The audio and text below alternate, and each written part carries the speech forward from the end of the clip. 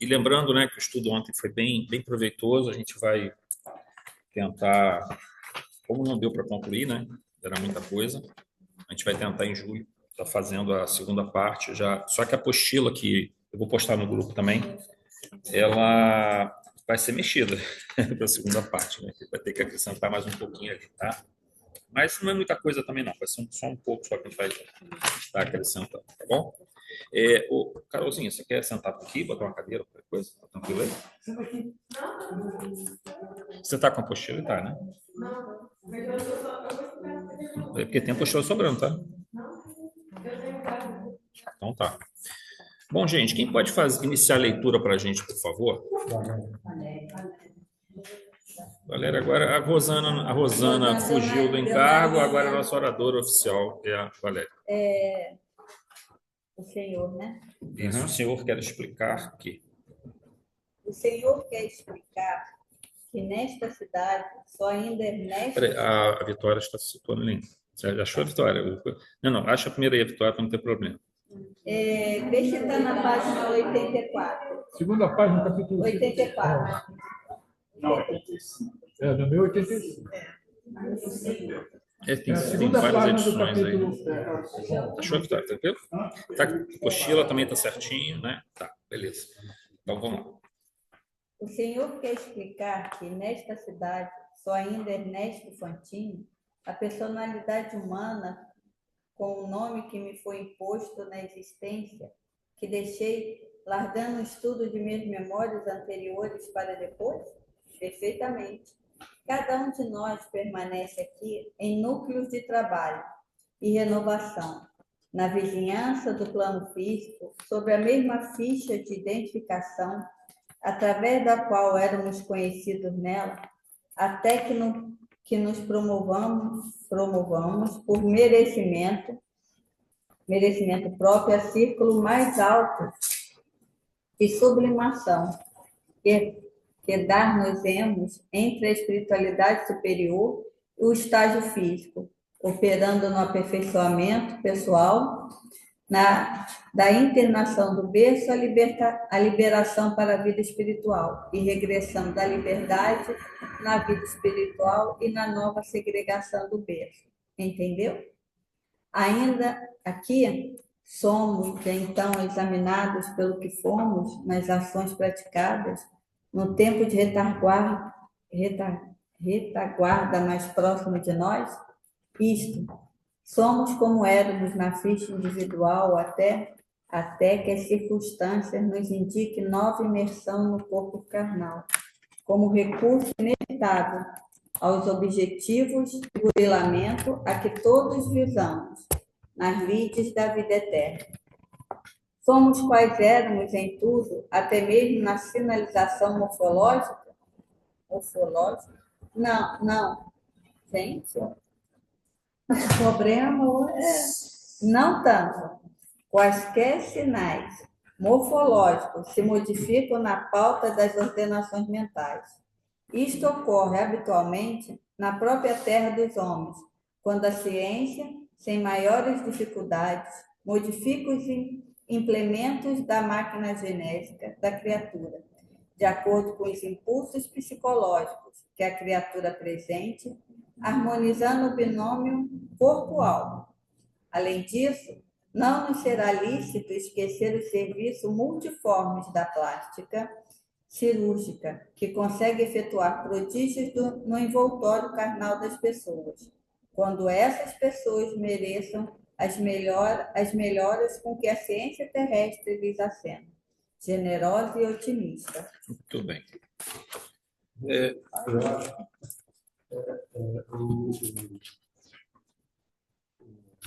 O texto de harmonização parece que foi feito sobre Fantini para o Fantini. A amargura perseguição,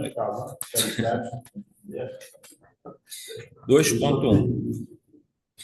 Continuando as explicações, o mentor Ribas não só reforça as questões de manutenção no plano espiritual da última personalidade na Terra, até que a evolução espiritual permita vislumbres de vivências passadas e, posteriormente, uma visão abrangente das experiências pretéritas vivenciadas.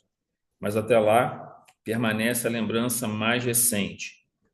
E findo a permanência de aprendizado e trabalho na erraticidade, um novo mergulho na matéria determinará o desabrochar de nova personalidade, ou seja, um ego modificado. Então, isso nós já falamos várias vezes, mas só dá reforçar um pouquinho.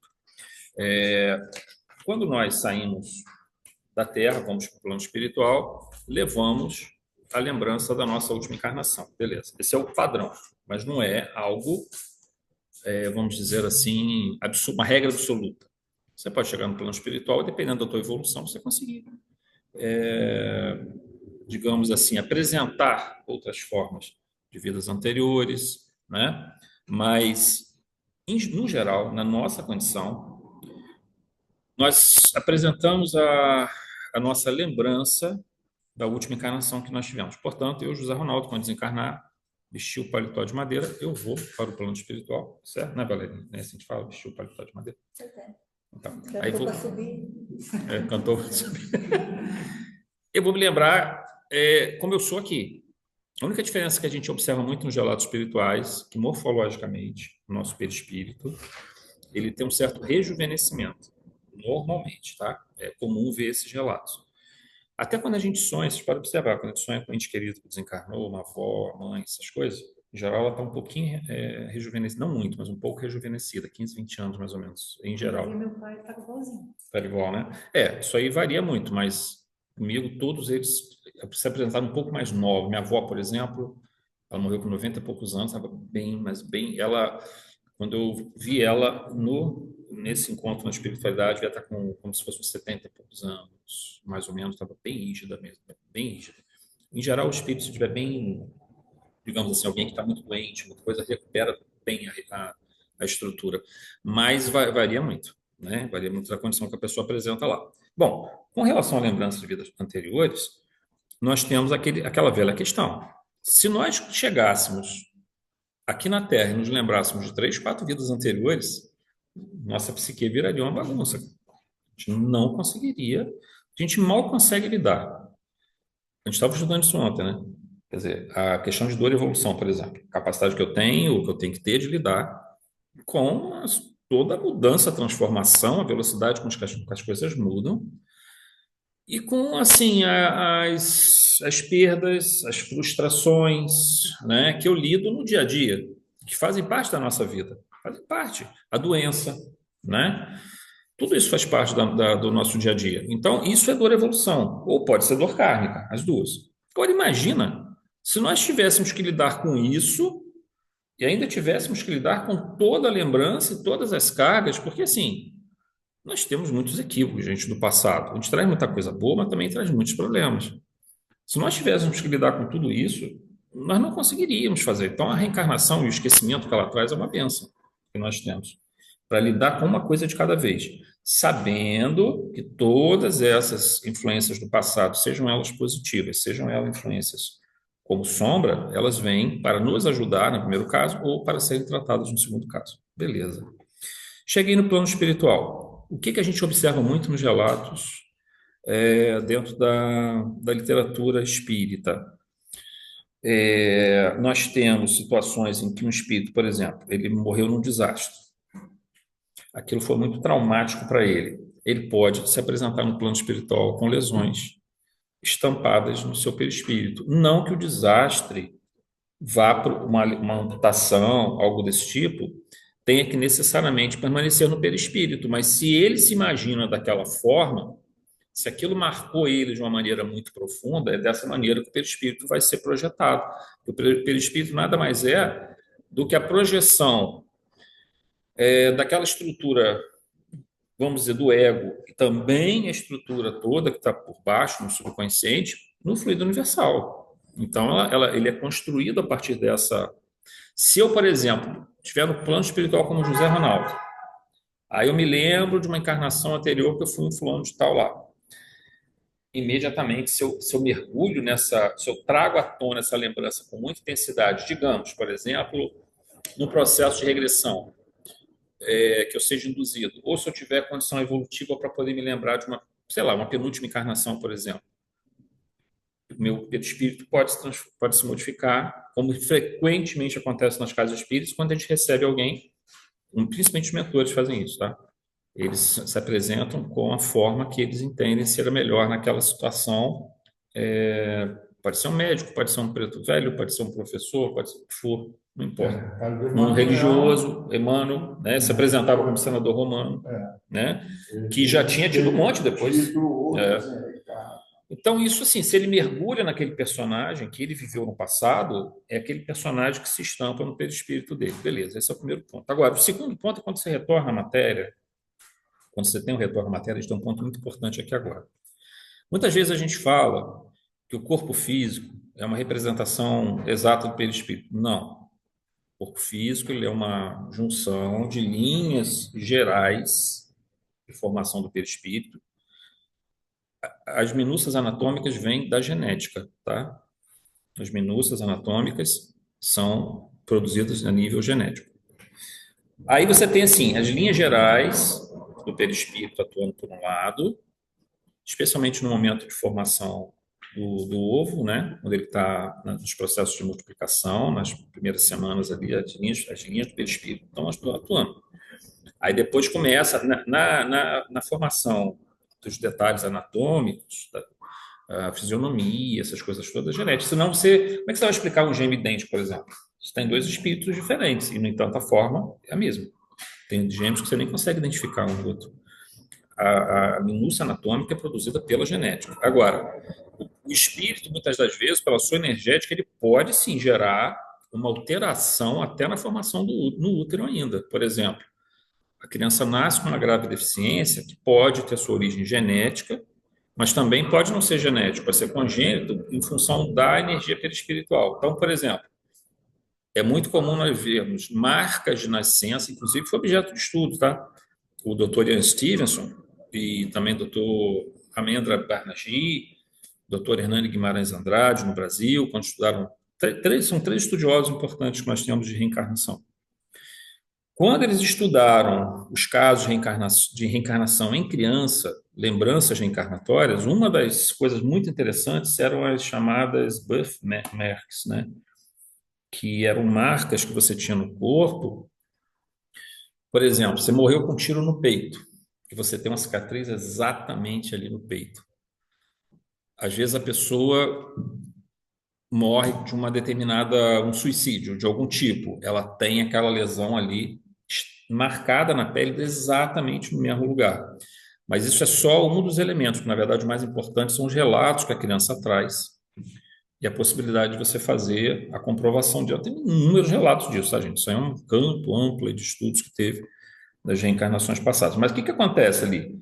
Aquilo ali foi tão forte no espírito, aquele momento da desencarnação, aquele fato, que ele imprime aquilo no corpo físico. Então, claro, é possível, especialmente na fase em que você ainda tem muita célula-tronco trabalhando na moldagem do corpo físico. Mas, em geral, é isso. São as linhas do perispírito, moldam as linhas gerais do corpo, da mesma forma que você tem as teratologias, né? Aqueles casos em que você tem os fetos totalmente deformados. Por exemplo, um ovoide, um espírito com uma profunda deformidade perispiritual. Ele não consegue encarnar, muitas vezes. A encarnação dele é interrompida, mas é importante, porque como ele está naquela situação de uma deformidade perispiritual, por que ele tem a deformidade perispiritual? Porque ele tem uma deformidade, entre aspas, psíquica. Como ele traz vamos dizer assim, uma mente totalmente perturbada, que perturba o seu perispírito, imagina essas linhas de força atuando no processo de formação do ovo, com todas aquelas células-tronco altamente sensíveis a essas linhas de força do perispírito começam, então, a produzir. Então, muitas das vezes, a minha irmã, por exemplo, ela é ginecologista obstetra, agora está trabalhando lá no Rio com fertilização também, né? E ela já fez, sei lá, cara, minha irmã já deve ter feito umas 10.000 cirurgias. É uma coisa absurda. Ela trabalha igual uma maluca. Ela é maluca para trabalho, né? E ela falou que uma vez, cara, assim, uma coisa, era uma bola de cabelo, dente, Você não conseguia identificar uma criança ali. Teve que fazer, né? Na verdade, teve que tirar com 5 meses, mais ou menos, não me lembro, quando identificaram pelo ultrassom que não era uma criança que estava ali, entendeu? Mas Então, isso talvez vai precisar várias vezes. encarnações Porque vai para modelando pelo voltar a espírito, aí o funcionar. perispírito modela. Vejam como é que é interessante, né? Muito sábia essa lei divina, né? É, Zé, Oi, Rosana.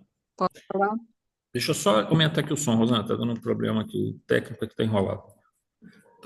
Tá fora. Fala aí, Rosana. Deixa eu tirar aqui que você fala e a gente vê pelo. Meu irmão, Ah, eu tive um irmão que morreu atropelado. Ele bateu com a cabeça no meio-fio e morreu. Aí, tempos depois, lógico, eu tinha o quê? Uns 15, 14, 15 anos, uma sobrinha nossa nasceu, e ela nasceu com a mesma marca do acidente do meu irmão. Nós acreditamos que ela seja a reencarnação dele. é Não possível. sei. É possível. É possível, não tivemos certeza. E assim, isso que você está falando, na faculdade também nós estudamos, né? Mioma, quando a mulher tem um mioma, né? E aí tem que tirar e tudo. Quando você tira o mioma, é aquela massa disforme que tem pele, tem cabelo, Não, tem unha, né? Tem restos ali, assim, é muito estranho. é. Né? É isso que você está falando aí, né? Sim, sim. Acredito que seja aqueles espíritos que não conseguiram dar forma ou por algum outro motivo não levou a reencarnação a termo, né? É preciso que. A gente vai precisar, como o Godoy falou, vai precisar, às vezes, várias reencarnações, remodelar o perispírito. Mas não é só remodelar o perispírito. Veja bem, a gente acha que o perispírito é autônomo. O perispírito não é uma coisa autônoma, tá, gente? O perispírito é um reflexo no campo energético de algo que surge no campo mental, que é algo meio, assim, vamos chamar de abstrato. É abstrato, assim, porque ele não é matéria nem energia. É abstrato porque é algo que a gente não consegue definir bem. Eu definiria como luz, o espírito. Mas é algo divino, né? O nosso espírito é algo divino, assim. Ele é algo. Como é que você vai mensurar pensamento, consciência, pesar, medir, situar no espaço? Você não consegue. É muito difícil de falar isso. Mas o nosso espírito é o nosso pensamento, né? Funcionando. E ele consegue atuar sobre o fluido universal, então ele projeta um campo de energia, ou seja, ele densifica o fluido universal e projeta um campo de energia que aí sim é mensurável, identificável, e ele serve como identificador do espírito, ele é individualizador do espírito. Imagina só, se nós desencarnássemos e não tivéssemos um perispírito, eu não conseguiria ver a Valéria do plano espiritual. Nesse nível que eu estou, eu não conseguiria. E nem a Valéria vai conseguir me ver. Quando nós estivermos num nível muito elevado, já não é mais, já não é mais, aí já é meio especulativo, eu sei que algumas pessoas não vão aceitar isso, mas o perispírito meio que se torna uma redundância, porque, na verdade, tudo passa a ser pensamento, um plano mental, na verdade, não estamos falando. Mas, assim, como é uma coisa que a gente só vai saber mesmo quando estiver lá, então não faz muita diferença para a gente agora. Mas o importante é que no plano espiritual a gente vai estar e vai estar voltando, indo e voltando, é bom a gente saber que precisa ter o perispírito. Ele é um individualizador do espírito. Mas olha só o que é fantástico nesse processo. A gente está falando aqui que a mente, ao pensar, ao sentir qualquer coisa, ela projeta uma energia no fluido universal. Essa energia, a reencarnação, ela envolve principalmente a chegada. O pensamento não tem como entrar no corpo. Ele não tem como, o pensamento não tem como se conectar às células do corpo. Quem se conecta é o campo de energia, que é mais denso. E tem algum nível de afinidade com o plano material. Tanto tem que a gente observa nas sessões de materializações a movimentação de ectoplasma liberada pelo médium, pelo perispírito do espírito está se manifestando ali. Muito bem. E aí você vai atuar sobre o espírito através do corpo físico, através do quê? Do perispírito, que, por sua vez, está sendo movido, está tomando forma, está tomando consistência, qualidade, luz, pelo espírito, pelo pensamento. Bom, essa é uma sequência. Qual a outra sequência agora? No corpo físico sofre as injunções da matéria, isso se reflete no perispírito, e o perispírito agora influencia o corpo físico, o espírito, o pensamento. Vejam, é um processo de mão dupla. Isso é muito sábio, é extremamente sábio esse mecanismo, né? Quando nós temos isso. Então, por exemplo, quando o espírito nasce com uma deformidade, uma teratologia que não chega nem às vezes a permitir o nascimento do espírito, o próprio embrião nasce todo deformado, o que você está tendo ali é uma reconstituição através dessa ligação muito forte da energética perispiritual com a matéria, mas isso está ajudando a moldar ou modificar ou reestruturar de uma outra forma o psiquismo do espírito. Então, nós temos um trabalho acontecendo nesses níveis. Então, por isso que às vezes vai se precisar. Vocês lembram daquele livro que nós foi, não sei se era No Mundo Maior, agora estou na dúvida, que tem aquela confusão danada de 3 famílias na Guerra do Paraguai, teve que fazer, a Giane fez. Entre o céu e a terra. Eu não sei, talvez Aquele garoto teve que reencarnar 3 vezes reencarnar 3 vezes para resolver o problema da A garganta. primeira foi, aí teve o pulmão, depois, né, pulmão, garganta, aí teve o pulmão que eu digo assim, morreu afogado, né? Não, primeiro ele Se matou. Na A verdade, origem é essa. A segunda ele morreu afogado. morreu afogado, Isso. mas na outra, não, mas Na primeira ele encarnação, teve ele morreu uma, afogado. não, ele teve uma infecção, uma Uma inflamação febre, gravíssima. alguma coisa, Foi uma infecção garganta. difteria, na verdade, que ele teve. Ele morreu de difteria, porque ele tinha tomado ácido. Isso. E o suicídio na outra vida, aí lesionou o corpo espiritual, aí você cura o corpo físico, quer dizer, ele está. Sabe o que está acontecendo nesse processo? Está meio que expurgando o perispírito no corpo físico, e ele está sendo remodelado pela genética. A gente fala assim, o controle do espírito é pleno sobre a matéria. Não, gente, não é. Tanto que a gente, quando levantou ontem a questão, a gente trabalhou de novo essa questão da influência do corpo físico sobre o espírito, exatamente por causa disso. A sabedoria está nesse processo, nessa vinculação dos dois, né? Por exemplo, doenças psicossomáticas. Por que você joga a tua neurose no corpo físico, numa doença psicossomática? Esse é um mecanismo extremamente sábio da lei. Imagina que você não consiga lidar com a sua neurose. Você tem uma dor tão grande que você não consiga processá-la. Se nós não tivéssemos uma outra maneira de jogar isso no corpo físico, nós enlouqueceríamos.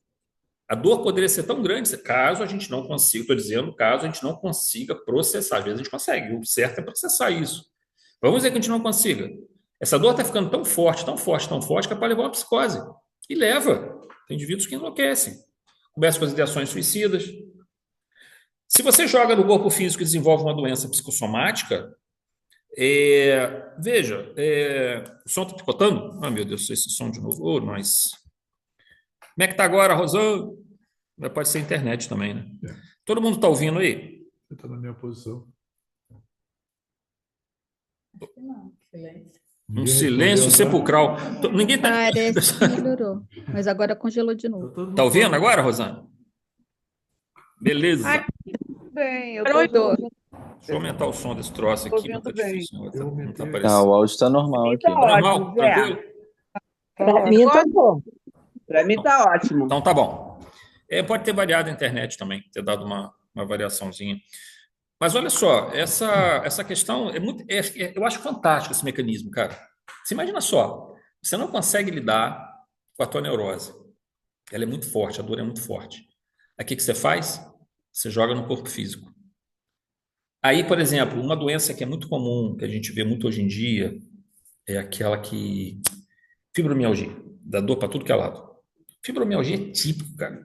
É bem característica da doença psicossomática. Aí você vai dizer, mas então ela é uma doença da cabeça da pessoa. Não, ela existe. Ela está no cérebro, ela está no corpo físico.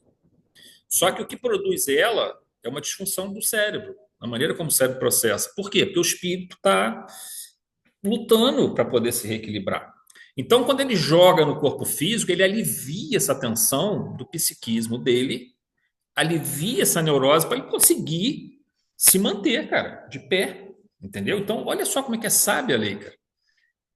A dor muito forte, a dor psíquica muito forte, ela é mais forte que a dor física. A dor física, tudo bem, então, mas a dor física é horrível, cara, mas assim, você tem medicamentos, você pode tomar um analgésico, você pode tomar uma medicação que cuida, mas a dor psíquica, cara, dependendo, você não consegue. Então, é uma forma fantástica do mecanismo no qual você vai trabalhando um e vai trabalhando o outro.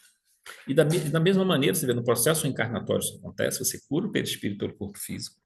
Na desencarnação, você começa a trabalhar, a reorganizar o teu perispírito pelo estudo, pelo trabalho que você faz no plano espiritual, e também reorganizar todo o teu psiquismo, se for necessário, dentro da região umbralina, ok? Muito bem. Item 2.2. Se refere a questões envolvendo a forma no corpo espiritual, o espírito tende a manter a forma física, sua última encarnação, mas pela natureza sutil do perispírito, este poderá apresentar modificações conforme temos conhecimento. Nós falamos aqui, né? Além dos fenômenos de ideoplastia, em situações de desequilíbrio e sofrimento que permitem que o perispírito tenha projetada determinadas aflições e fixações mentais em sua constituição, temos também um fenômeno interessante que frequentemente é relatado, onde o espírito, já tendo desencarnado na forma idosa, tende a apresentar um certo, tá, gente? Não é que ele vai ficar novinho, não é isso. Às vezes pode até ficar também, tá? Depende muito. Mas é um rejuvenescimento. Por exemplo, se a pessoa estiver muito doente, imagina só, seu pai ou sua mãe estava lá na cama muito doente, totalmente, às vezes, você sabe que a doença, às vezes, ela é muito agressiva no sentido da deformidade. Não é deformidade que eu me refiro assim, a pessoa fica muito acabada essa energia. Ela rejuvenesce, parece que é como se tivesse uma injeção de energia nela quando ela está bem equilibrada no plano espiritual. E há um certo rejuvenescimento, mas como a Valéria falou, sonhou do mesmo jeito. Pode acontecer também, mas é comum, no meu caso, todas as vezes que eu sonho que meus parentes estavam todos um pouco rejuvenescidos. Um pouco, não é muito também não, tá? Mas é um pouco fica. E aquela forma na doença, se ele superou a doença, porque também se não superou, ele vai aparecer com aquela mesma forma. Se ele superou a doença. Minha mãe, 6 meses depois que ela partiu, de repente ela me apareceu e ela tinha tido derrame lá do esquilo dela. E estava magrinha, apesar de não ter muito de 64. E quando eu a vi, ela estava forte, bonita, os cabelos bonitos, rejuvenescidos. É mais ou menos isso que acontece. De tarde, umas 3 horas da tarde. É uma. Eu acho que ela quis mostrar. Estava bem. E a sangue é interessante essa questão que você trouxe, porque, por exemplo, a doença, vamos dizer, um AVC, que vai fazer uma paralisação. A paralisação é pelo AVC, não é pelo. Então, o espírito, quando desencarna, pode ser que ele continue com a paralisação por um tempinho, mas se assim que ele recupera o equilíbrio dele, o corpo dele volta a se ficar bem. Se o emagrecimento foi pela doença, mesma coisa. Então, ou seja, ele tende a voltar a um estado em que ele se sentia bem, que ele estava saudável. Se ele está psiquicamente saudável, é o estado em que fisicamente também ele estava saudável. Então, faz sentido isso, né? A gente entende que é bastante razoável ver dessa forma. Como a gente falou, não se trata de uma regra absoluta, mas algo que se tem observado com bastante frequência nos estudos de como o espírito se mostra no plano espiritual. E a Valerinha para ler para a gente, então, o próximo agora. A gente quase vai terminar, mas semana que vem a gente termina e já começa outra apostila. Calma, tem 3 ainda. Pô, Godoy cortou meu barato aqui agora. Pô, a gente fica animado com as coisas. Não, esse livro não vai 1 ano e meio, não, cara. De jeito não. Teve um aqui que foi 1 ano e meio. Bom, podemos terminar. Vamos lá, Valéria. Fantini se mostrava agradavelmente surpreendido pela destreza mental com que o instrutor sabia colocar-lhe os esclarecimentos precisos na cabeça faminta de luz. Caro amigo, tornou ele a inquirição. Embora o assunto de que vou tratar já tenha sido objeto de consideração na palestra que mantive com o irmão Cláudio, estimaria recolher-lhe os avisos no mesmo tempo. Acontece que ouvi falar de mortos, e não de mortos cultos, que atravessaram anos e anos atormentados em zonas inferiores, antes de reconquistarem lucidez e tranquilidade. Por que não me ocorreu isso, se estou efetivamente desencarnado, se sou um homem consciente das culpas que carrego? O estado de tribulação a que se refere é pertinente ao espírito e não ao lugar. Muitos de nós, os desencarnados, Suportamos tempos difíceis em paisagens determinadas que nos refletem as próprias perturbações íntimas. Essa anomalia pode perdurar por muito tempo, de conformidade com as nossas inclinações e esforço indispensável para que nos aceitemos. Imperfeitos como ainda somos, conquanto não ignoremos a necessidade de burilamento que as leis da vida nos estabelecem. Somos, por agora, consciências endividadas ou expoentes de evolução deficitária. Ante a vida maior, carregando o dever de podar os nossos defeitos em trabalho digno e incessante. Enquanto estejamos em desequilíbrio após a desencarnação, desequilíbrio que é sempre agravado pela nossa inconformidade ou rebeldia, orgulho ou desespero, ameaçando a segurança dos outros, permaneceremos compreensivelmente internados ou segregados em faixas de espaço, junto de quantos evidenciem perturbações ou conflitos semelhantes aos nossos, a maneira de doentes mentais, afastados do convívio doméstico para tratamento justo. Então, as ideias de castigo de Deus, razoável que a abracemos, até que aprendamos que a divina providência nos governa através de leis sábias e imparciais. Cada um de nós punha a si mesmo, nos artigos dos estatutos excelsos que haja infringido. A justiça eterna funciona no foro íntimo de cada criatura, determinando que a responsabilidade seja graduada no tamanho do conhecimento. Instrutor Ribas, como definir desse modo o inferno engenhado pelas religiões do planeta? Reportemo-nos a isso com respeito que o assunto nos reclama, porque para milhões de almas o desconforto mental que se entregam ao lado de outras nas mesmas condições é perfeitamente comparável ao sofrimento do inferno teológico imaginado pelas crenças humanas. A rigor, porém, e atentos à realidade de que Deus jamais nos abandona, o inferno deve ser interpretado na categoria de hospício, onde amargamos as consequências de faltas, no fundo, cometidas contra nós mesmos. Fácil perceber que a área de espaço em que nos demoremos nessa desoladora situação venha retratar os quadros mentais infelizes que criamos e projetamos ao redor de nós. Ok, obrigado, Valéria. Boa noite, tudo bom? Pode sentar, por favor. Bom, gente, estão comentando esse aqui. A dúvida, você vê que o Fantini ele vai beliscando, ele vai. Ele está encucado com o negócio que a gente vai ver daqui a pouco, né? Mas ele vai beliscando isso daqui para poder tentar encontrar. Ele não entende por que ele não está sofrendo. Porque ele traz um problema seríssimo do passado e a noção religiosa. Ele não era religioso, tá, gente?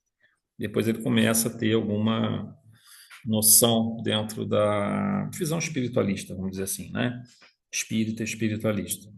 E aí ele não entende por que ele está no hospital daquele, porque ele acha que ele merecia estar no local de sofrimento. A gente vai ver por que isso.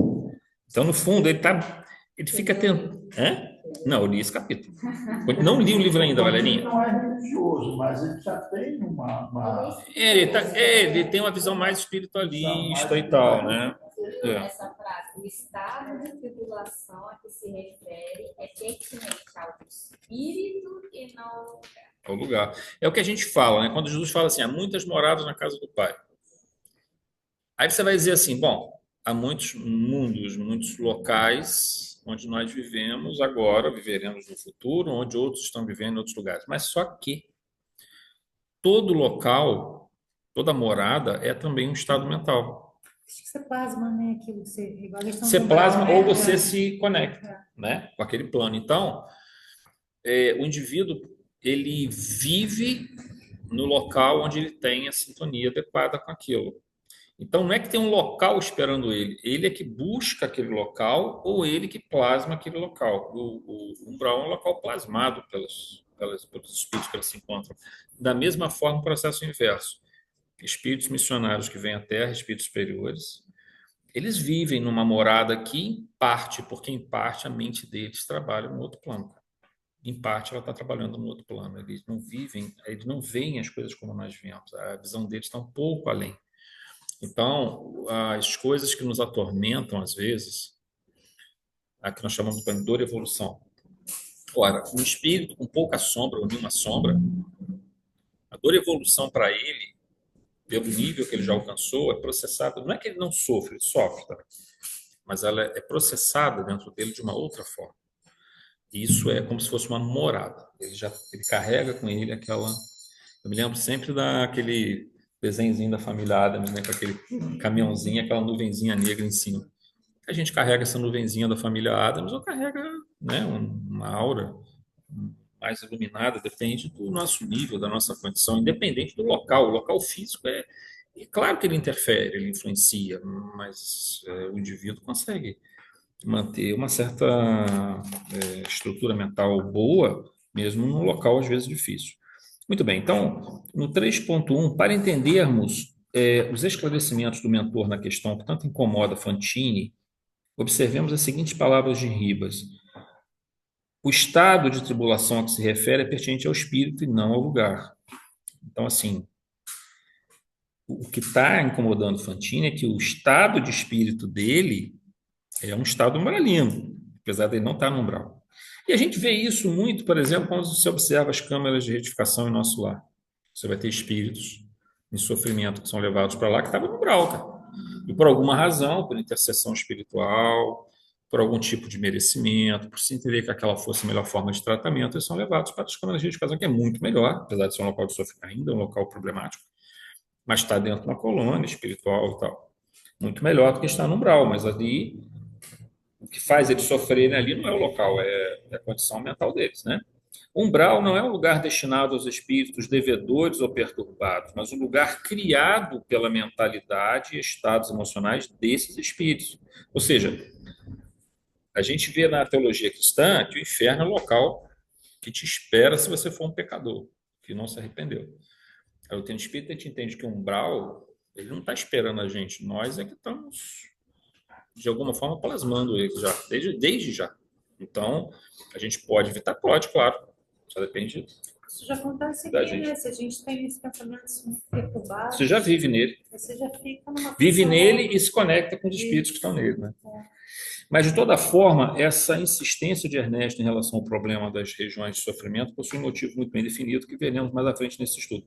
Mas é nesse capítulo, Valério, eu não li o livro. A Valéria está duvidando que eu não li o livro. Não li, não, cara. Estou estudando com vocês aqui, mas eu estou só vendo cada capítulo. Só vejo o capítulo. Eu não sei como é que vai ser o final. Eu imagino algumas coisas que vão acontecer, né? Mas assim, cada espírito carrega dentro de si mesmo as necessidades de reajuste perante a lei divina, pois toda a transgressão da lei implica um conflito entre a lei divina que já existe entre nós e a lembrança, ainda que inconsciente, da transgressão efetuada, aquilo que nós comentamos aqui ontem.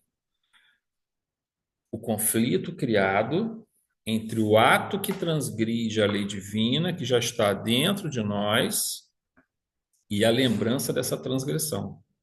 Então, por exemplo, eu fiz uma coisa absolutamente errada, equivocada, prejudiquei uma outra pessoa, eu sei que isso está errado. Por que eu sei que isso está errado? Bom, pode ser que eu tenha sido ensinado pelas outras pessoas, pela família, pela sociedade, mas eu posso não ter sido ensinado por ninguém, mas eu tenho a lei de Deus dentro de mim. E dentro do meu nível evolutivo, eu sei que aquilo está errado fazer isso. Quando eu faço, por alguma razão, às vezes por interesse, porque não resisti à tentação de alguma coisa, eu sei que eu estou errado, isso gera um conflito. Por que gera um conflito? Porque a lei de Deus está dentro de mim. E eu estou transgredindo ela dentro de mim também. Então, aí o que você faz? Mas se fosse assim, então, nós nunca transgrediríamos, porque a geração constante desses conflitos nos levarão a ter que parar de fazer isso. Só que a gente anestesia a nossa consciência. A gente cala, a gente esconde. O que a gente pode fazer? A gente pode encontrar mecanismos de fuga. Por exemplo, o camarada começa para 12 horas por dia. A gente comentou. né? A culpa é do outro. Você pode encontrar mecanismos cognitivos ou comportamentais para fazer isso. Aí, no caso da dissonância cognitiva, que é esse caso aí, a culpa é do outro, dissonância cognitiva. Você pode encontrar um mecanismo de fuga, como bebida, drogas. Você pode começar. Aí você vai. Bebida, você pode trabalhar igual um louco, 12 horas por dia para fugir de um problema que você tem que você não quer enfrentar. Você acha, não, eu vou começar a fazer isso. Se anestesia, anestesia, por algum tempo, mas o que está lá, conflito dentro de você esperando para ser. Está empurrando para a barriga. Exatamente, está empurrando para a barriga, porque você vai ter que tratar aquilo ali. Então, esses conflitos gerados dessa forma, eles são o elemento mais comum gerador de problemas que nós temos, que se não forem resolvidos agora, vão ter que ser resolvidos no futuro, porque eles vão ficar no nível subconsciente como sombra. Eles vão cobrar sua correção, vão cobrar sua iluminação, sua transmutação, né? Então, não há como fugir disso. Então, toda transgressão da lei divina é um conflito instalado, que a gente pode anestesiar ele, na boa. O indivíduo chega, vai criar um monte de mecanismos, nosso cérebro é cheio de mecanismos para esconder, para bloquear esses conflitos. Só que eles estão lá, eles continuam existindo, são uma energia existente e ela vai ter que ser tratada. Ela é uma pulsão que vai vir à tona de qualquer jeito. Nessa vida, na outra vida, no plano espiritual, onde for. Esse conflito é o que gera o sofrimento. Vejam que na questão 922, a gente também comentamos antes do Livro dos Espíritos, quando se pergunta qual se seria possível um tipo de felicidade na Terra, o Espírito de Verdade responde: do ponto de vista material, aposto necessário. Do ponto de vista moral, consciência tranquila e a fé no futuro. Consciência tranquila entra nesse ponto aqui. Aí você vai dizer assim, mas do ponto de vista material, posse do necessário. Qual é o necessário? Gente, cada um vai estabelecer o seu necessário. E vai cair de novo na questão da consciência tranquila, porque quando você passar do ponto onde você já está indo muito além, já está sacrificando a sua saúde espiritual para que você tenha uma benesse material, você vai também criar o mesmo conflito. Porque você vai ver que você já passou daquele ponto onde você está, digamos assim, deixando de lado o teu espírito para criar uma satisfação para o teu corpo, né? E aí, isso também vai cobrar uma correção mais à frente. É um conflito também gerado. A gente tem que saber o equilíbrio. Agora, não tem uma regra matemática para isso, gente. O que pode ser o suficiente para uma pessoa, para o outro pode não ser. Ele precisa de mais, não tem problema, não há erro nisso. Só que ele vai saber a hora que ele está passando desse ponto. Essa resposta é muito sábia do Livro dos Espíritos. Ele não diz o que é o necessário, só fala aposto necessário. Mas o que é o necessário? Necessário vai ser coisas diferentes para diferentes pessoas. Só que você vai saber a hora que você já está exagerando. Você já passou, já foi além do que você precisava. E agora já é mais uma fuga, uma ilusão que você está vivendo do que propriamente uma coisa que seja importante. E o consumismo ele alimenta isso, né? É uma fuga, é uma fuga. Esse conflito que gera o sofrimento, o estado de sofrimento e desequilíbrio do espírito poderá levá-lo por afinidade vibratória para uma região umbralina. Mas aqui devemos levar em conta pelo menos 4 fatores. Vamos lá. O primeiro é que um espírito pode ser conduzido a uma colônia espiritual ou um posto de socorro por outros espíritos que por ele assumiram essa responsabilidade, ou seja, possuem merecimento para essa intercessão. Vejam bem, gente, você pode desencarnar numa condição que o umbral seria naturalmente, você gravitaria naturalmente para o umbral, seja porque você já está plasmando isso dentro de você, seja porque você tem essa afinidade vibratória. Mas imagina que você tenha, por exemplo, um ente querido que já precedeu você no plano espiritual, um mentor que tem um carinho imenso por você, entende que ele, dentro da visão dele, é possível que você não precise ficar no umbral, que você vai, de repente, sei lá, com uma câmera de retificação no nosso lar, em outro ponto, onde ele possa conseguir conduzir isso. A gente vai ver esse exemplo no nosso lar. Você lembra aquela prima do Lízias? Ela era para estar no umbral. Aí leva ela para onde? Leva para a câmara de retificação. Ela não quer ficar, leva para a casa do Lízias, ela foge. Volta para o umbral de novo. Por quê? Mas aí você vai dizer assim, mas não era para ele ter deixado ela lá? Não, ela tinha livre-arbítrio. Mas para que isso aconteça, aquele que intercede tem que ter mérito também. Tem que ter mérito. Você não vai conseguir fazer essa intercessão sem méritos, entendeu? Esse mecanismo faz todo sentido. Quanto mais você faz o bem, mais você desenvolve amor, mais chances você tem de entender o que é melhor para aquela pessoa. E ela tinha chances ali de seguir aquela outra forma de tratamento. Porque no final, Deus não está querendo castigar ninguém. Inclusive, a André Luiz Tentou conversar com ela. Então, não faltou ajuda. Então, assim, vejam, tem um caso muito triste, que é um dos livros do Manuel Filomeno. E aí a gente entende o seguinte, gente. A gente tem que tomar muito cuidado, mas assim, do que a gente pede, né? Cuidado com aquilo que a gente deseja. O que acontece nesse livro? Eu não me lembro o nome dele exato, não sei se é Monumentos da Obsessão, é um desses livros importantes do Manuel Filomeno. Um casal que eram uns trabalhadores incansáveis dentro da doutrina. Eu não sei se eram médiuns também, mas fazia muita caridade, ajudava muita gente. E aí nasce uma filhinha deles. E aí, essa menina fica doente e tem que desencarnar. Precisa desencarnar. Por que ela precisa desencarnar? Porque ela foi suicida na outra vida. E a desencarnação evitaria o novo suicídio dela. Ela precisava reencarnar, fazer todo aquele processo de recomposição de corpo e tal, ter a frustração de uma encarnação que foi ceifada muito cedo. Os pais dela rezam desesperadamente, pedindo a Bezerra de Menezes que intervenha, que não. E eles tinham um mérito enorme, esse casal, né?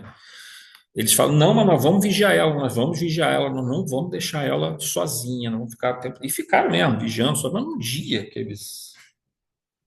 Quer dizer, aí foi analisado o caso, não foi assim, não, vai, então vai, fica. Não, foi analisado, não foi explicado ele, olha, vocês entendem a responsabilidade que vocês estão fazendo, vocês têm mérito para isso.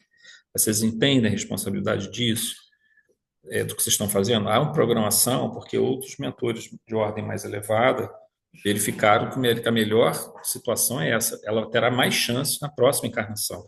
Mas eles amavam tanto a filha e que eles pedem isso. Oi, Vera. Nós estudamos isso, não estudamos? Não, esse livro não, Vera. Eu devo ter comentado esse caso. Eu me lembro dessa história. Mas você deve talvez tenha lido. Talvez você tenha lido. Não, eu me lembro direitinho.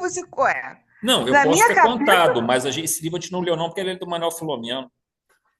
Ah, tá. Já comentou, Vera. Ele já comentou mais de uma vez. Eu já comentei, mas é por isso que você achou que fosse do estudo. É bem marcante. Esse caso é muito marcante, entendeu, cara? Ah, tá. E aí, o que acontece? Quando ela chega com 18 anos, ela se suicida. Num dia que eles deram uma... Então, assim... É por aí, perto de 18 anos, 18, algo mais ou menos próximo disso. Já era adulta. Só que podia ter dado certo? Podia ter dado certo. A espiritualidade não deixou eles fazerem isso, se não tivesse chance. Tinha chance? Tinha. Mas o planejamento... tem escolha. Só que o planejamento mais adequado seria que ela desencarnasse, veria aquela frustração, valorizar novamente a oportunidade reencarnatória e numa outra encarnação teria mais chance desse processo. Não seria suicídio. Aí o que acontece? Se suicida, agrava o problema, os pais ficam numa situação muito complicada diante desse quadro, né? Então, assim, a gente tem que tomar cuidado, a gente tem que confiar muito em Deus, tá, gente? Confiar naquilo que está determinado, às vezes. Não adianta a gente querer, às vezes... Mas se você tem méritos, no caso de um espírito desse, por exemplo, às vezes você consegue tirar ele da região umbralina e cuidar dele. Não há problema nisso. Você assume a responsabilidade por ele, isso é permitido, se faça, mas tem que ter mérito para isso. O segundo é que o espírito, apesar do estado de desequilíbrio, pode possuir merecimentos, permita ser socorrido. Ele tem tanto merecimento, mas ele fez tanta coisa boa no passado, se perdeu um pouco na última encarnação, mas ele fez tanta coisa boa em vidas anteriores que ele pode ser retirado do umbral e levado para tratamento no posto de socorro. Erraticidade também, né? Mas a erraticidade, assim, é todo esse ponto da espiritualidade. Por causa daquele caso do cara que obrigou o escravo a perder o braço, na outra encarnação ele volta com poderes diferentes. Quem era o escravo vira chefe e mas o cara era tão bom na erraticidade, né? Que ele conseguiu. Não pode, ele pode. Essa alteração, assim, não tem nada que é determinar. Raríssimas coisas, gente, acontece assim. uma determinação matemática da lei. A lei pode ser mudada a todo momento, porque você tem livre-arbítrio. E justiça, a gente sempre fala isso, lei do karma é uma lei de justiça e misericórdia. Se ela fosse só uma lei de justiça, seria olho por olho, dente por dente, seria a lei de talhão. Aí você cortou um braço, você vai perder um braço. Só que a lei de Deus, ela é justiça, mas também é compaixão. Ela é misturada, justiça e compaixão. Então, ela tem um espaço para o amor trabalhar. Justo e bom. Então, essa justiça e bondade permite que essa justiça seja atenuada pela bondade. Depende só do indivíduo, dele ter essa capacidade de fazer isso. A lei permite isso está dentro da lei, né? C, quando utilizamos o termos estado... O que eu coloquei aqui? Desequilíbrio perturbador, devemos ter em mente... Quando utilizamos o termo estado de desequilíbrio e perturbação, devemos ter em mente que essa é uma qualidade, mas precisamos definir a intensidade ou nível dessa perturbação. Um pequeno desequilíbrio poderá não estabelecer uma sintonia automática com a região umbralina. Às vezes, gente, um processo de doença é o suficiente para a pessoa se equilibrar. Às vezes a gente acha que a pessoa está ali naqueles anos na cama, 1, 2 anos que ela fique na cama, você acha que aquilo ali é um castigo. Não, gente, às vezes é uma bênção, porque é o tempo dela refletir, dela se adaptar, dela se preparar, se aproximar do divino, do sagrado dessa forma. Então, às vezes, a nossa visão é muito fragmentária, é muito imperfeita. A gente só está vendo o agora, a gente não está vendo todo o desdobramento desse processo. Então, às vezes, uma doença, ela é uma bênção para a pessoa, porque ela permite que ela reveja toda a vida dela, que ela reveja muita coisa. E, às vezes, 2 anos de uma doença, 2, 3 anos de uma doença, pode poupar, 30 anos no umbral, entendeu? Se isso, de fato, tiver produzido a mudança esperada, né? Se ela aproveita... No caso da Eveline, né? Eles foram direto para o hospital, eles não passaram pelo umbral. Exatamente. O caso deles. É o Chico que falava que deixaria ele com a doença dele, porque senão podia vir outra pior. Não, e o Chico é o seguinte, o que acontece? É o que a gente fala. É o que a gente fala. O Chico, ele passou muitas tentações difíceis. Muita gente se aproximava dele, era por interesse. Por exemplo, aquela aproximação com o Valdo Vieira foi muito problemática. O Valdo Vieira levou ele para os Estados Unidos. Ainda bem que ele não ficou por lá, que ele voltou, porque ia ser um desperdício aquilo. A missão do Chico não era nos Estados Unidos. Foi abandonado lá. Foi deixado. Ele voltou pela graça de Deus, porque era para ele ter ficado lá. Assim, o Valdo Vieira foi um problema. Era para ser, mas aí aquele negócio. Eu digo assim, foi um problema, mas não era para ser. E foi escolha dele. Ele era um médico melhor, assim, do ponto de vista da psicografia mecânica, ele era um médium tão bom ou melhor do que o Chico, do ponto de vista da psicografia mecânica. Impressionante. O Valdo Vieira tinha uma capacidade absurda, só que moralmente não tinha o nível do Chico, nem chegava nem perto. Mas era para ser o sucessor dele em termos de receber mensagens. E aí perdeu esse. Eu acredito que muitas mensagens teriam vindo depois pelo Valdo, porque o Chico já estava ficando velhinho, década de 70. Ele já não podia receber, como a gente comentou outro dia, já não dá para receber mensagens livros muito densos, com muito material. Você vê que o Chico recebe essas mensagens aqui vindo dos livros descendo, mas na década de 40, 50, 60, até meados de 70. Depois ele começa com livros menores, mais fininhos. Por quê? Porque o médium é muito esgotado, exige muita energia do médium, né? A psicografia também. E com o Divaldo, mesma coisa. O Divaldo, até mais ou menos no ano 2000 e pouquinho, até esse livro aqui, 2000 e pouquinho. Acho que o mais grosso dele o último foi a pandemia. Mas assim, mas mesmo assim. Ele foi assim. Agora, se você pega aqueles livros da década de 70, 80, são livros assim muito puxados, cara. Exigiu uma energia imensa dele. Depois ele começa. O Valdo seria a continuidade natural, talvez, de outros espíritos que viessem trazer mensagem. Só que o que aconteceu? O Chico, por exemplo, ele passou por muitos problemas também. E a doença para ele foi uma forma dele não deixar. Eu acho que ele até pedia isso, para não deixar, porque o pessoal oferecia dinheiro para poder ser tratado. Ele teve um monte de coisa que aconteceu. Então, assim, para resistir isso tudo, ele preferiu ter a doença, que era uma maneira dele ficar só focado naquele trabalho, só naquilo ali, entendeu? Então, é um espírito que tem muita consciência dos riscos que é um processo reencarnatório, que envolve, que a gente vê médiuns que vieram e caíram feio, né? próprio Valdo é um caso desse, mas teve muitos outros. Dentro da codificação teve muitos outros. Então, às vezes você ter uma doença pode ser uma coisa, pode ser uma bênção, principalmente para quem vai fazer um trabalho dessa natureza, né? Ainda que a intensidade da culpa ou outro estado de aflição mental seja grande, sempre deverá ser levado em conta que a lei divina não é punitiva, mas educativa. Logo, uma grande aflição mental acompanhada de um grande reconhecimento do erro pelo próprio interessado pode permitir que o processo de reajuste se dê fora da região umbralina. Então, por exemplo, você tem uma perturbação, uma grande culpa, mas você também reconheceu o teu erro com intensidade.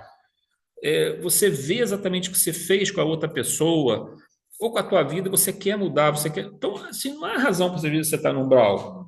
Se você chegou a um nível de arrependimento, de entendimento, você vai ter outros caminhos para você recomeçar de novo. Então, a gente tem que entender que não é uma lei olho por olho, dente por dente.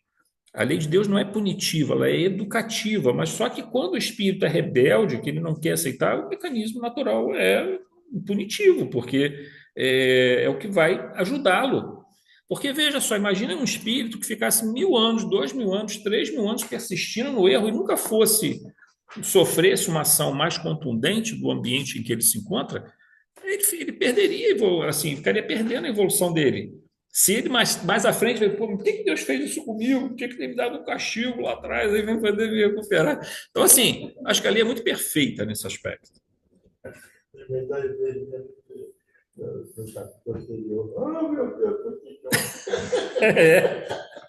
Pior que é mesmo. E para a gente finalizar aqui, 3.3. Então, apesar de sabermos que é esperado que um espírito em desequilíbrio irá se sintonizar e gravitar para uma região umbralina, isso não é uma regra absoluta, pois depende dos fatores que citamos em A, B, C, D, A, B, C e D. E tem mais também, tá, gente? A gente viu algumas coisas aqui, mas tem mais elementos. Né? Hoje passou muito. Valéria, é uma tentativa de não ficar um ano e meio nesse igual os outros.